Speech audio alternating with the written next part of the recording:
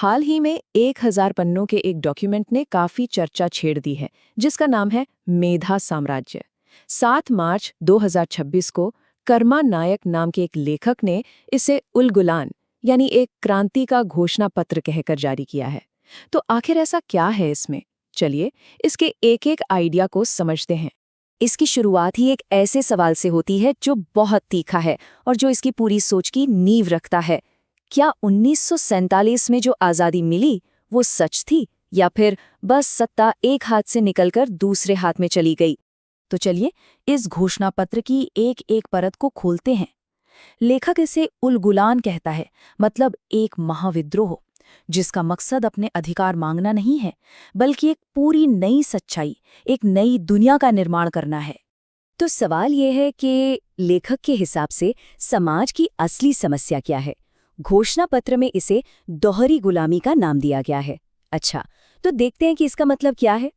इस पूरी दलील के सेंटर में है द सिंडिकेट। घोषणा पत्र के मुताबिक ये कोई एक अकेला दुश्मन नहीं है, बल्कि मनुवादी व्यवस्था और विदेशी ताकतों का एक गठबंधन है। तर्क ये दिया गया है कि दोनों का फायदा 90% मूल निवासी आबादी पर कंट्रोल रखने में है, इसलिए वो मिलकर काम करते हैं। और यहीं पर यह घोषणा पत्र एक बहुत बड़ा दावा करता है। इसका कहना है कि 1947 में मिली आज़ादी असल में ट्रांसफर्ड स्लेवरी या हस्तांतरित गुलामी थी। मतलब सत्ता सिर्फ एक मालिक से, यानी औपनिवेशिक प्रॉक्सी से, दूसरे मालिक को, यानी एक अंदरूनी प्रॉक्सी को सौंप दी गई। इस प्रॉक्सी कंट्रोल के लिए घोषणा पत्र में रखेल शब्द का इस्तेमाल किया गया है और कहा गया है कि ये 2 लेवल पर काम करता है। एक तरफ है औपनिवेशिक प्रॉक्सी, जैसे विदेशी मीडिया जो दिमागी तौर पर गुलाम बनाए रखते हैं, और दूसरी तरफ है मनुवादी प्रॉक्सी जो देश के अंदर जाति और गरीबी का इस्तेमाल करके 10% एलीट क्लास का दबदबा बनाए रखती है। इस एक लाइन से ये बिल्कुल साफ हो जाता है कि मौजूदा कानूनी और राजनीतिक सिस्टम पर इस घोषणा पत्र को जरा भी भरोसा नहीं है। ये उस आइडिया को ही सिरे से खारिज करता है कि मौजूदा ढांचे में रहकर कोई सच्चा न्याय मिल भी सकता है। ठीक है, ये तो हुई पुरानी बातें। अब देखते हैं कि ये घोषणा पत्र अपनी इन्हीं दलीलों को आज की मॉडर्न डिजिटल दुनिया पर कैसे लागू करता है। और यहीं पर एक बिल्कुल नया कॉन्सेप्ट सामने आता है, डिजिटल छुआछूत। लेखक का तर्क है कि एल्गोरिदम्स और डेटा का इस्तेमाल अब एक नए तरीके के भेदभाव के लिए हो रहा है, जो दिखता तो नहीं है पर है और बहुत असरदार है।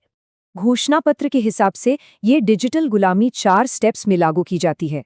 सबसे पहले लोगों का सारा डेटा इकट्ठा होता है, फिर एल्गोरिदम के जरिए उनके साथ भेदभाव होता है। इसके बाद जो भी आवाजें इससे सहमत नहीं होती उन्हें सेंसर कर दिया जाता है, और आखिर में इंसान को सिर्फ एक डेटा पॉइंट बना दिया जाता है जिसकी खरीद फरोख्त हो सके। ठीक है, समस्या तो बहुत गहराई से बताई गई है, पर सवाल यह है कि इसका हल क्या है। लेखक इसका भी एक समाधान देता है जिसका नाम है मोराटेक। ये मौजूदा सिस्टम से पूरी तरह अलग होने का एक टेक्नोलॉजिकल रास्ता है। इस पूरे हल की जो नींव है वो है सोच में एक बहुत बड़ा बदलाव। याचना यानी मांगने की आदत को छोड़कर ऋण का रास्ता अपनाना। मतलब मांगना बंद करो और संघर्ष करके अपना खुद का सिस्टम बनाओ। इस उलगुलान को हकीकत में बदलने के लिए 4 पिलर्स बताए गए हैं। पहला है मेधा, सिर्फ बुद्धि नहीं बल्कि 17 प्राचीन ग्रंथों और मॉडर्न साइंस से निकली समझ को हथियार बनाना। दूसरा मोराटेक, एक ऐसी पैरेलल डिजिटल और इकोनॉमिक दुनिया जो भेदभाव वाले कोड से आज़ाद हो। तीसरा 10-90 का आर्थिक नियम।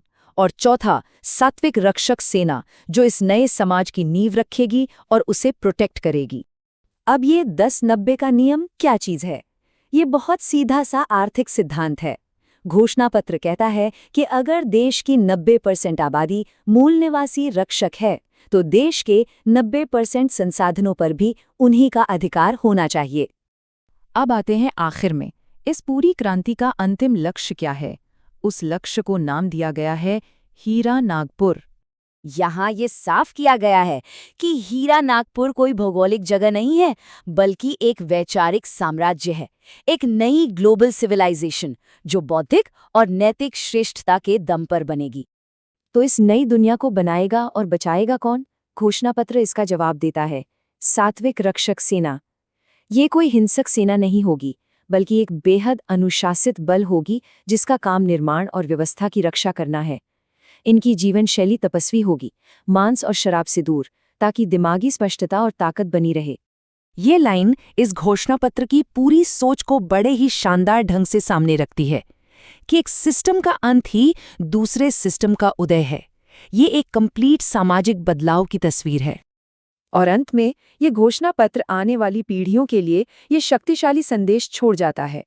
यह सिर्फ एक नारा नहीं है, बल्कि एक तरह की वसीयत है, जो इस पूरे डॉक्यूमेंट के मूल विचार पर सोचने के लिए मजबूर करती है।